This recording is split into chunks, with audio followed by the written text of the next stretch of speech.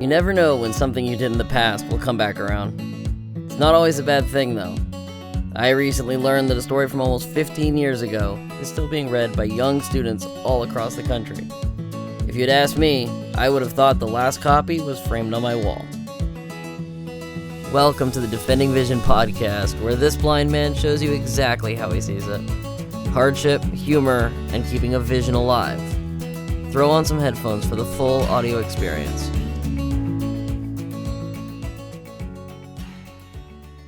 Welcome back to the show. My apologies, but you're stuck with just me today. I have some wonderful guests lined up for the upcoming episodes, so don't worry. I thought today we would do something a little different and fun for a particular audience. When I first started working on the Defending Vision project, I set up a basic website, had a contact page. Within the first couple months, I started receiving emails from several teachers across the country. They were all telling me that their 4th grade class had just read a story called Blind Ambition. Honestly, it took me until the 3rd email to even remember what that was. As it turns out, it's hanging on my wall. Back in high school, National Geographic kids did an awesome story. They came to where we were living in Durham, North Carolina, interviewed me, went out to the golf course, went to school. The story covers everything from my brain tumor diagnosis when I was 3, to playing paintball, and to running the sound system for live performances at my high school.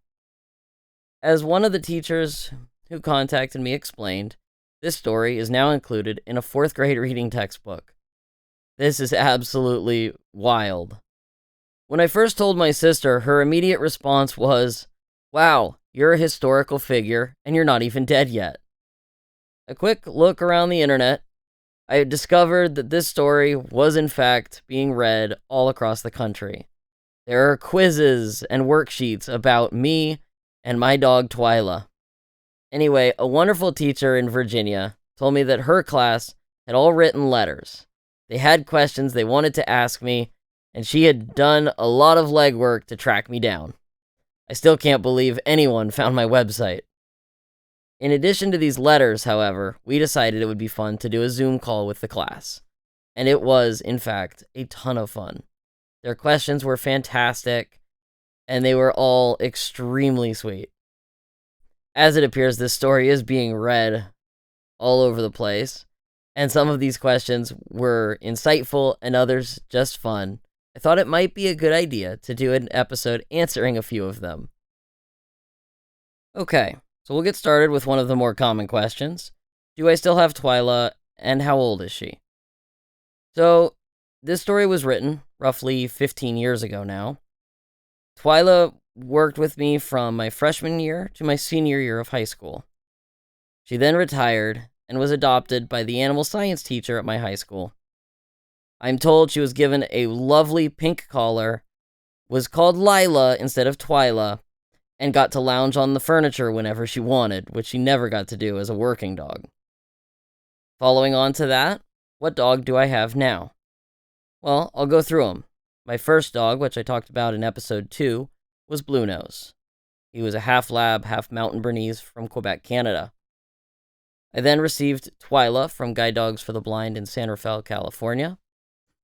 After that, I've had Loti, another lab mountain Bernese mix from Quebec. Solly, a pure lab from Guide Dogs of America in Southern California, and now Walker from Guide Dogs of America. Every dog has a unique personality that requires that I work with them differently. What was your favorite subject in school? Definitely math. Algebra, geometry, calculus. Sounds crazy to a lot of people, but I enjoyed these a lot. Now, my teacher in high school, Mr. David Green, stole the show with physics. He was an incredible teacher, and I cannot say enough about how much he did to make the class work for me. He worked incredibly hard to make things accessible and to ensure that I was fully engaged in the course. A special shout out to him. What college did you go to? So, I had the incredible opportunity to go to Stanford University in Palo Alto, California. Still can't really believe I was accepted. The joke while I was there was that Stanford's acceptance rate had finally gone to a negative percentage. They were kicking them out faster than they were letting them in. Anyway, no school is perfect, but Stanford was a really great place to be. I met a number of people who would become instrumental in jump-starting my career. As for what I studied while I was there, my focus was electrical engineering, learning the ins and outs of how computers and other sorts of devices work, and learning to write software for them as well. My major, however, was called Science, Technology, and Society. I like to say, everything. It had a core of engineering ethics, we'll say. Beyond just learning the technical skills of math and science, in this major, we discussed the effects that technology has on our society, and also the effects that our society has on determining which technologies will succeed. Another question that several students ask: do you live by yourself or with your parents? This is a great question, and in fact, many adults ask it as well. Since graduating high school, I have lived either in the dorms and college, or my own apartment, condo, or now the house that I own in Florida. The trick is finding a place where I can walk to everything I need. Either stores, maybe some restaurants, places I want to go, and a good area for the guide dog and I to walk. In college, some of the dorms we lived in were about a mile from the center of campus. There were times that the dog and I would walk about 6 miles every day to get to and from class. Do you still play golf? I do. In fact, the previous episode of this podcast talks a little bit about it. I'm certainly no pro, but I have enjoyed it. I have not played against any professional golfers. A couple students asked about that. I have met a few professional golfers, including Lee Jansen, Bubba Watson, Boo Weekley, and others. All awesome people. You still play paintball? No, I haven't done that in a long time. As I say in the story, there were a few times that we tried putting buzzers on my friends so that I could hear where they were. This didn't work particularly well, but we had some fun at the time. Another great question. Is it hard to cross a street when you're blind? It's different. I have to use different tools and skills. Everybody is taught when they're young, look both ways. For me, I guess I have to listen both ways. I have to listen for both cars and people to understand what kind of intersection it is. Does it have stop signs, stop lights, and how wide is the street? Then, using the sounds of the cars, I'm able to determine when it's safe to cross. There are a lot of skills that a blind person has to learn and practice. The person that helps them learn all of this is called an orientation and mobility instructor, or O&M. Does the dog tell you when to cross the street? No, that's up to me. I have to listen to the cars and then tell the dog to go forward.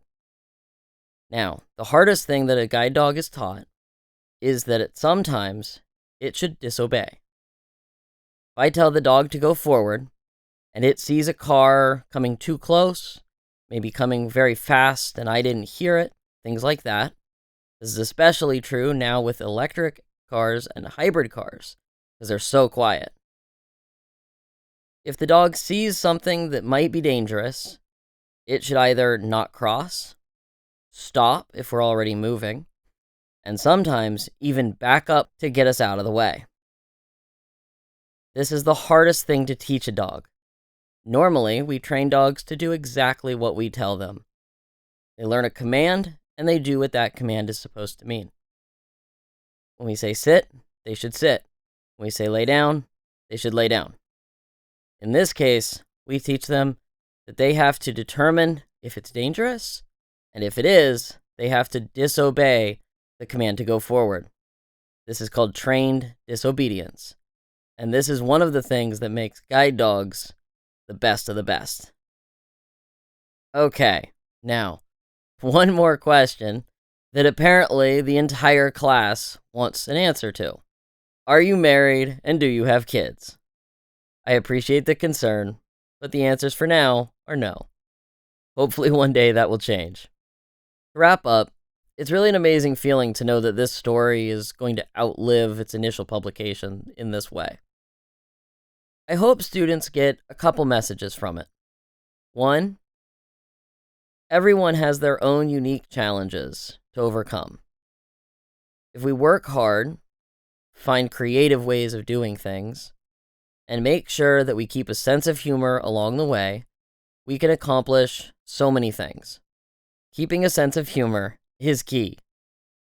Personally, I think taking life a little less seriously and keeping a good sense of humor is one of the most important things you can do. So, in the article, I give one blind joke, but I feel it's appropriate to give another here. Why don't blind people skydive? Because it scares the dogs. Hopefully you enjoyed this episode, and if any teachers or students come across this, feel free to reach out anytime. If you would like to learn more, go to defendingvision.com. And if you enjoyed the show, rate, review, and subscribe on Apple Podcasts, Google, Spotify, or wherever you find your podcasts. Thanks for listening.